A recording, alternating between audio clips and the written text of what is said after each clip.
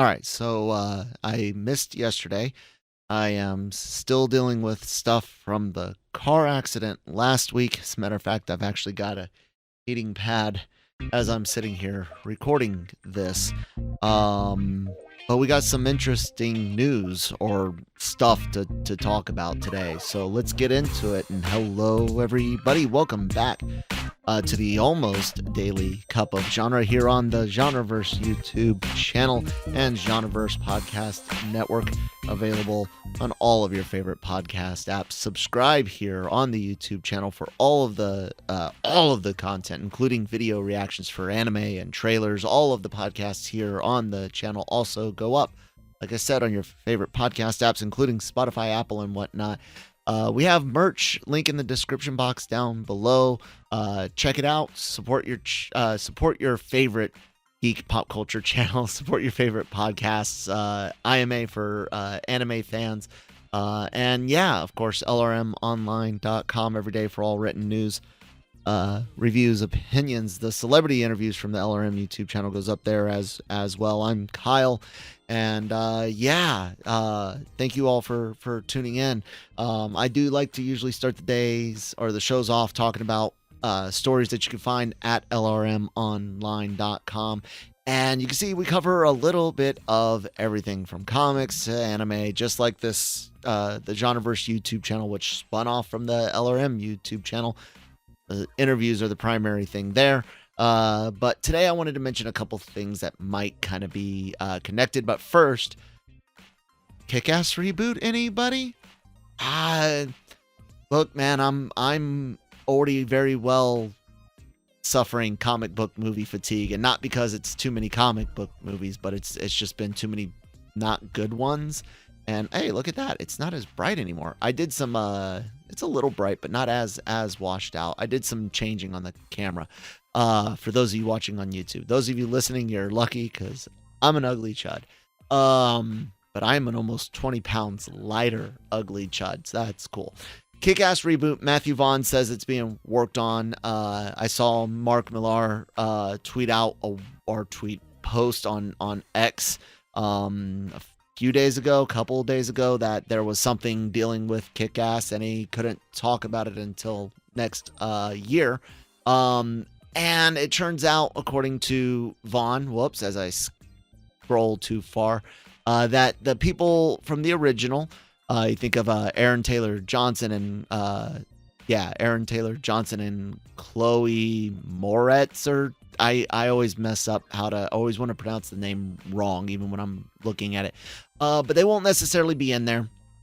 They are pretty old to be those characters in a reboot, unless there's like some sort of baton handoff. But Vaughn said Kick-Ass sort of changed people's perception of what a superhero film is at that time, so we'll be doing it again. Of course, I added the of course. So it's none of the characters from the other Kick-Ass. He said we'd like to bring them back after the reboot. This reboot is just going off on a tangent that I can't really talk about now, but it's fun. And that was from a THR interview. I don't need a Kick-Ass reboot. I liked the first film. The second one's fine. It's not as good as the first, but it has its moments. The Six Stick is great. If it's original, like rebooting the universe, but you know, like I said, some other person becomes Kick-Ass, sure, but just a traditional reboot, not necessarily something that I want to see. The other thing I wanted to mention about, and this will tie into the first of our two stories, headline stories, if you will, and I don't know if they're both in the title, but Deadpool 3 director says the release date is at risk, and it indeed is. In an interview with The Wrap, Levy said, "I wish I knew. I don't even know if we officially have a release date. I know we were going to be May 3rd. Certainly the actors strike and the long pause in production have put that release date in true risk. We've shot half the movie. I've edited half the movie. We're dying to get back to work and get this movie out next year." Now, we know that productions have been pushed, and we know that there's been serious issues. Some things even having their release dates all but, removed, to where it's like, oh, there's a month or a season. And this is Hollywood wide, not just Marvel or Lucasfilm or big ones like that. It's not unbelievable. The SAG-AFTRA strike's still going on. And things are not likely to get any better, because we're hearing here at LRM Online, we're hearing that layoffs are coming. Like, if the things don't get back into production, you got people that are on payroll that really aren't working. You've got places being held for filming and production purposes. You've got makeup art. You've got a whole lot. Cat, get your claws out of me. You've got a whole lot going on of not going on. You know what I'm saying? So that's not hard to believe either, because there were some layoffs early on in the strikes for when it was the writer's strike primarily at first. And again, it's not surprising. I've mentioned several times how nuanced labor disputes can really be, and how big the effect can go.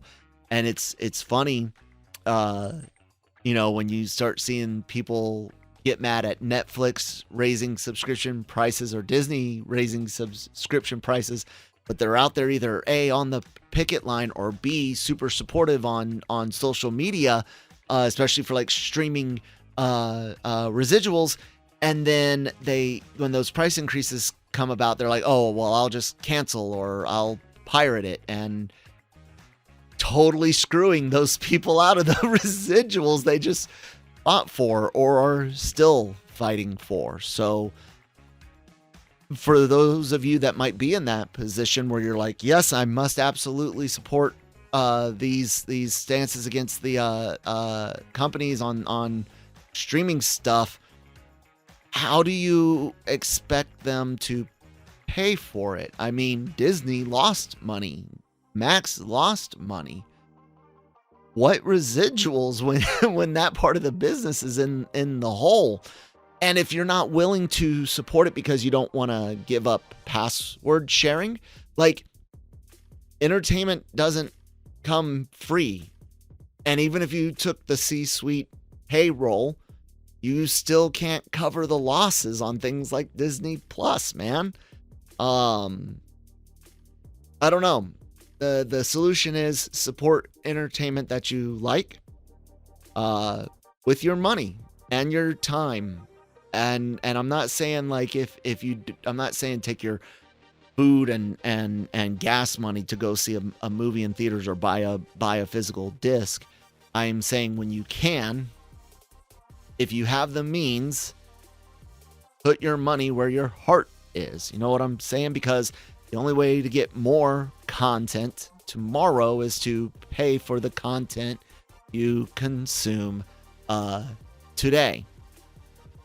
I hope the strikes wrap up, and not just Hollywood, but even the auto stuff going on, because it really does affect a lot more people. Those auto strikes, parts and repair costs and times are going up for all sorts of vehicles. And in Hollywood, there's a lot of filming locations that are used to people being on site now, feeding money into their local economy, employing people from the local economy, and that's not happening now, and that's hurting them and their families, and you guys can see how it's all connected. So the other story that I wanted to kind of get at is almost like an I told you so moment. So 3 weeks ago, I was covering a story that I had found about Microsoft's Phil Spencer saying that they could potentially exit gaming in 2027 if Game Pass doesn't do better off console, right? And I took some flack for this, people saying, oh, the billions of dollars Microsoft gets from gaming, They would never give that up. And I was like, I don't know, man. There's a lot of stuff going on. Some of this information came from the FTC filings, the alleged, court documents and records of what was said. And I said take it with a grain of salt because I hadn't found a lot of other people covering it. But lo and behold, this week, comic book comingsoon.net decided to take a look at it and talk about it. And they mentioned the same exact things. 2027, Phil Spencer saying, I can fairly safely say that if we do not make more progress than this off of console, we would exit the gaming business. Going on to say, I would say by fiscal year 26, 27, that we should be in that position, or we'd have to make a different decision with the business. You guys can find my video covering it in the description box down below, and I'll hopefully be able to remember to put coming soons on there as well. But no, I mean, come on, guys, think about it. Microsoft's huge. Like, they have a current valuation of $2.4 trillion. Okay, so that's the total value of the company with its outstanding shares. It is also called market cap. And there's a chart on YouTube that I'm showing everybody right now. There's my mouse. Sorry, it started freezing up. But we're not worried about just market cap, right? Let's look at some revenue numbers. So I'm pulling this from the Motley Fool. Fiscal year 2023, which ended back in June, Microsoft had about $15.5 billion in gaming revenue. And believe it or not, that's actually down from last year where it was like 16 and change. But after this Blizzard Activision acquisition, they would get to claim about another $8.7 billion. And that would be $23 billion in total. Microsoft's revenue, total revenue, not just gaming, was $211 billion, which means that gaming made up just about 11% of the total revenue. A little less, not counting Activision and companies, but still sizable. You sit there and you're like, oh man, 10-11%, no one would want to give that up, until you realize that there's more to it than that, guys, because we're just talking straight revenue. We're not talking about profits. We're not talking about overhead. We're not talking about all of the other stuff that goes into it, and how the big company of Microsoft is doing compared to, say, an individual department is very, very different. I hope you guys understand the layers of business there. So when you see that, and you're like, oh my God, well, there's too much to get into here to show you guys why they could say, you know what, gaming's not our thing. We can make some money selling those assets, maybe hold on to a few trademarks or properties to license out. But the big future for Microsoft, of course, is AI. They've been really big on that, investing billions and billions. And again, guys, just for a shot at what the last year of gaming meant for the total value of Microsoft, because stockholders and prices go off of the different businesses that are going on within a big umbrella company like Microsoft. Gaming brought in less than 1%. Gaming contributes less than 1% of that. The value of gaming to the value of the company, and this is just basic, like standard, just like visualization math. It's not like true deep, like we don't have the time to go into all of that. It's just an example that Microsoft can indeed say that maybe the overhead and everything involved with gaming isn't worth it when we could put that money somewhere else and make more. It's just like how Microsoft really has never cared as much about the consumer level Windows stuff. Not never, but in recent years, because man, it is all about those enterprise contracts, all about those government contracts, man. Microsoft makes bank off of stuff not even related to things that you and everyone around you use that are Microsoft related. It's not the same as Apple, where Apple's stuff is the consumer level. Look at Nvidia now, man. And Nvidia, everyone thinks gaming, but do you know what Nvidia thinks right now? AI. That's what they think. That's where their money is coming into. Big data centers are keeping all sorts of companies that you use every day in the black, man. They're making them profits, while what you think is the profit really freaking isn't. And that's not me dancing on any graves. I don't want to see Microsoft go under. I don't want less competition. That's why I was against the purchase of Activision and Blizzard, and I don't want to see Sony pick up Square Enix. I don't want any more consolidation. I want some of this split back up and sold out, just like on the movie and television side, guys. So yeah, there you go. I'm not crazy. I'm not the only one that saw the stories and thought, hey, there's some legit, potential in that.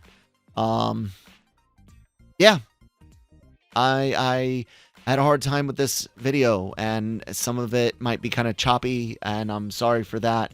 Like I said, it's been a rough couple weeks now, but thank you guys for supporting us. Do subscribe to the YouTube channel. Please check out the podcast wherever you get those from if you want to listen to us on the go without the dangers of having the video on, like if you're driving or something. Support us with merch. Redbubble link down in the description box, and of course lrmonline.com every day for all entertainment news, needs, and opinions. Guys, thank you so much for watching, and I'll see you on the next one. Oh my god, it's so bright.